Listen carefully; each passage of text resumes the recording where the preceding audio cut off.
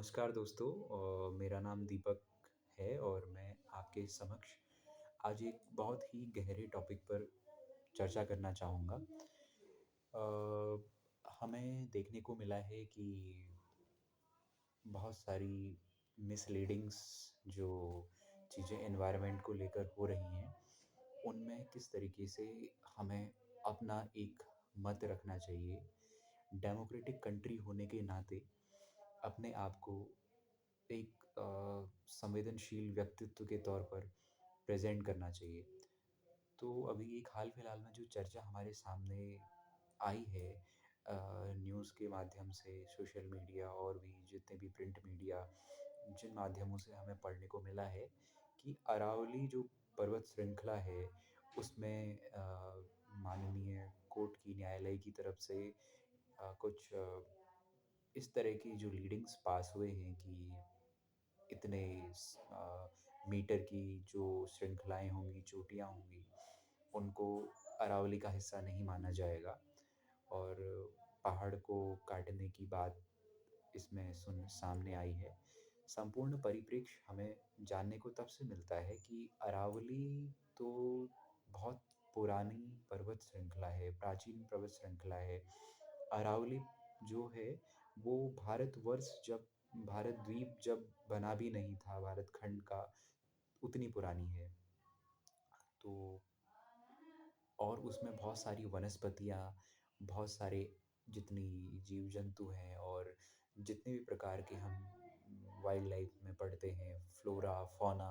जितनी भी प्रजातियाँ हैं, जो-जो चीज़ें हैं, वो सब नष्ट होने की आशंका है। कि अरावली सिर्फ़ इतना ही नहीं कि वो हमारा एक भौगोलिक ढाँचा परिवर्तन होगा, बल्कि अरावली जो पर्वत श्रृंखला है, वो आपका हरियाणा, गुजरात और राजस्थान को एक बॉर्डर के तौर पर वहाँ पे जोड़ती है और ख़ासकर राजस्थान की अगर मैं बात करूँ, तो राजस्थान की तो एक आत्मा की तरह है वह श्रृंखला। तो अभी हाल-फिलहाल में उस चीज़ को लेकर बड़ी चिंताएँ व्यक्त की गई हैं कि किस तरीके से अगर ऐसा पॉसिबल हुआ, खनन हुआ और जो भी मतलब ऐसे प्रोजेक्ट हुए बड़े-बड़े, अगर ऐसी चीज़ें होंगी, तो जो हमारा जलवायु संकट है और जो डिज़ास्टर होते रहते हैं हर साल, उनमें बहुत बड़ा असर पड़ेगा। तो क्या हम एक ज़िम्मेदार नागरिक के नाते और एक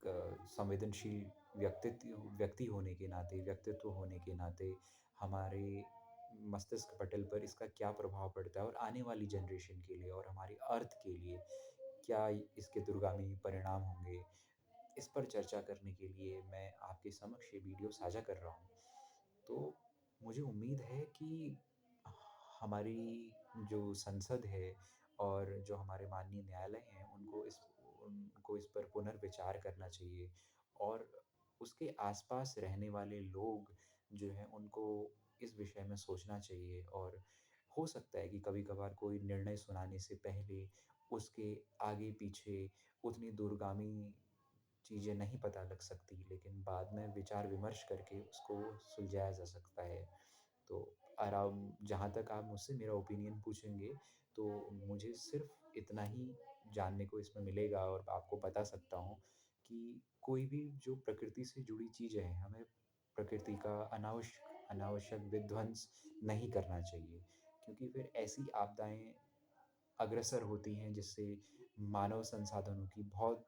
उचित और अनुचित मात्रा में हानि होती है।